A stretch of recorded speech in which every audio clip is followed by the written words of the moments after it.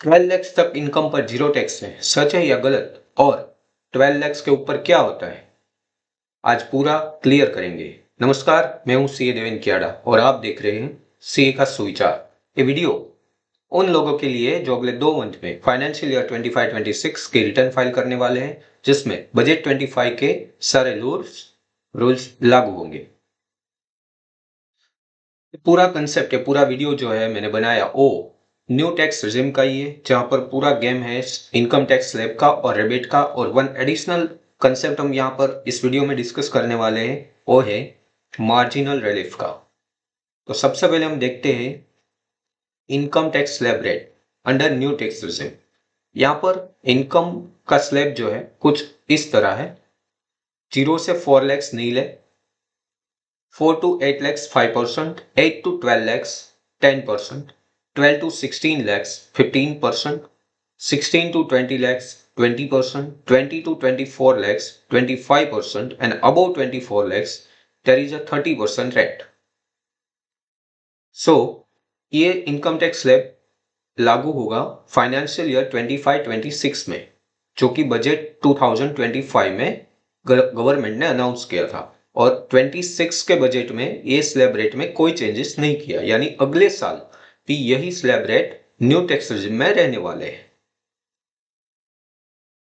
पर यहां पर गवर्नमेंट ने एक लास्ट बजट 2025 में कहा था कि अगर आपका इनकम 12 लाख तक है तो सेक्शन 87 रिबेट के हिसाब से आपको 60,000 मैक्सिमम रिबेट 60,000 आपको मिल जाएगा अगर आपका इनकम 12 लाख तक है। तो यहां पर सबसे बड़ा कंफ्यूजन ये हो रहा है कि अगर इनकम 12 लाख के ऊपर गई तो सिर्फ ऊपर वाले अमाउंट पर ही टैक्स लगेगा या पूरे अमाउंट पे लगेगा। सपोज करो आपने 12 लाख 10,000 इनकम अर्न किया या तो 13 लाख इनकम अर्न किया, तो क्या आपको रिबेट मिलेगा?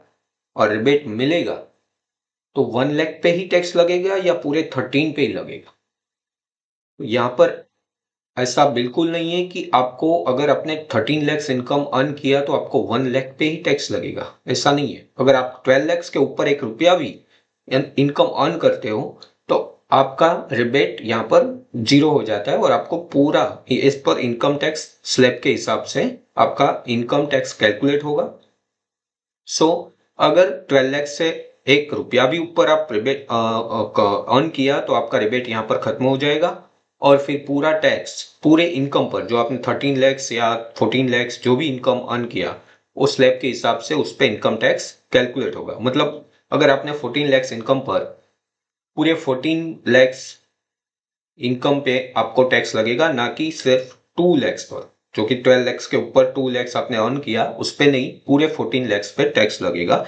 यहाँ पर ये बहुत कंफ्यूजन वाला बात था, तो वो क्लियर कर दिया कि आपका 12 लाख के ऊपर अगर इनकम ज्यादा है तो इस पर स्लैब 0 to 4 लाख 0%, 4 to 8 5%, वैसे आपका कैलकुलेट होगा टैक्स।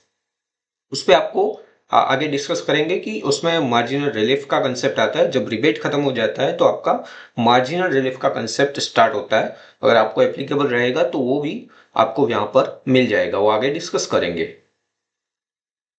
यहाँ पर सैलरी वालों के लिए एक एडिशनल डिडक्शन मिलता है जो कि है स्टैंडर्ड डिडक्शन 75,000, यानी अगर आप सैलराइड एम्प्लॉयड है तो आपको 12,75,000 तक आपको कोई टैक्स पे करने की जरूरत नहीं है, आपको पूरा रिबेट मिल जाएगा। पर यहाँ पर अगर आप सैलराइड पर्सन नहीं है और आप कोई बिजनेस कर रहे हो, प्रोप्राइटर बिजनेस कर रहे हो, इंडिविजुअल बिजनेस कर रहा है, तो उसका 12 लाख तक ही उसको जीरो टैक्स रहेगा, क्योंकि उसको स्टैंडर्ड डिडक्शन नहीं दिया गया इसके लिए बिकॉज उसको सारे एक्सपेंस बाद मिलते हैं और नेट टैक्सेबल इनकम जो वो डिसाइड मतलब अर्न करता है, नेट टैक्सेबल इनकम उस पर ही टैक्स लगता है, तो उसको स्टैंडर्ड डिडक्शन नहीं दिया गया है, ओनली सैलराइड एम्प्लॉय को ही दिया गया है। और बिजनेस पर्सन अपनी 12 लाख तक इनकम पे कोई टैक्स पे नहीं करेगा। अब आता है मार्जिनल रिलीफ। अगर इनकम आपकी 12 लाख से थोड़ा ऊपर जाती है तो आपको मार्जिनल रिलीफ के तहत आपको टैक्स में राहत मिलती है। सपोज करो आपने 12 लाख 10,000 अर्न किया तो as per income tax slab आपका इनकम टैक्स बन जाता है 61,500। बट यहाँ पर मार्जिनल रिलीफ का कंसेप्ट काम करता है। मार्जिनल रिलीफ कहता है कि एक्स्ट्रा टैक्स जो हम लेंगे आपसे वो आपकी एक्स्ट्रा इनकम से ज्यादा नहीं होगा। मींस आपने 12,10,000 इनकम अर्न किया तो 12,10,000 पे 61,500 टैक्स बनता है, क्योंकि आपकी एक्स्ट्रा इनकम से ज्यादा है। एक्स्ट्रा इनकम आपकी है 10,000 और आपका टैक्स बन रहा है 61,500, तो आपको टैक्स यहां पर देना है as per marginal relief only 10,000 जो कि आपने एक्स्ट्रा अर्न किया। तो यहां पर मार्जिनल रिलीफ का कंसेप्ट काम करता है। अब सबसे इंपॉर्टेंट पार्ट है कि न्यू रिजिम में डिडक्शन मिलते हैं या नहीं मिलते। तो यहां पर ये क्लियर बात है कि न्यू रिजिम में कोई मेजर डिडक्शन आपको नहीं मिलता, सिवाय सैलरीड एम्प्लॉयड को स्टैंडर्ड डिडक्शन 75,000 का मिलता है और ये सारे डिडक्शन आपको यहां पर नहीं मिलेंगे, जैसे कि एटीसी, एलआईसी रहेगा, पीपीएफ और एटीडी में मेडिक्लेम, हाउस रेंट अलाउंसेस और एनपीएस, सेल्फ कंट्रीब्यूशन एनपीएस और एडिशनल कंट्रीब्यूशन ऑन एनपीएस आपको डिडक्शन नहीं मिलेगा। यहां पर एनपीएस का एक डिडक्शन मिलता है, लेकिन वो एम्प्लॉयर कंट्रीब्यूशन टू एनपीएस करेगा। अगर आपका एम्प्लॉयर आपके बिहाफ पे एनपीएस में वो पैसा अगर डिपॉजिट करवाता है तो वो आपको डिडक्शन मिल जाएगा, वो आपकी सैलरी में से डिडक्ट हो जाएगा। पर उसका सर्टेन लिमिट है। गवर्नमेंट एम्प्लॉय तो up to 14% of basic plus DA वो ऐड कर सकता है और प्राइवेट एम्प्लॉय जनरली 10% रहता है, कुछ केस में 14% भी वो भी हो जाता है।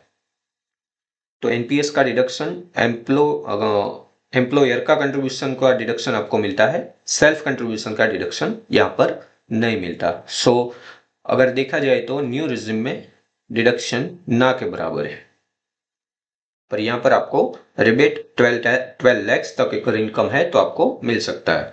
सो ये सारे डिडक्शन आपको न्यू रिजिम में नहीं मिलेगा।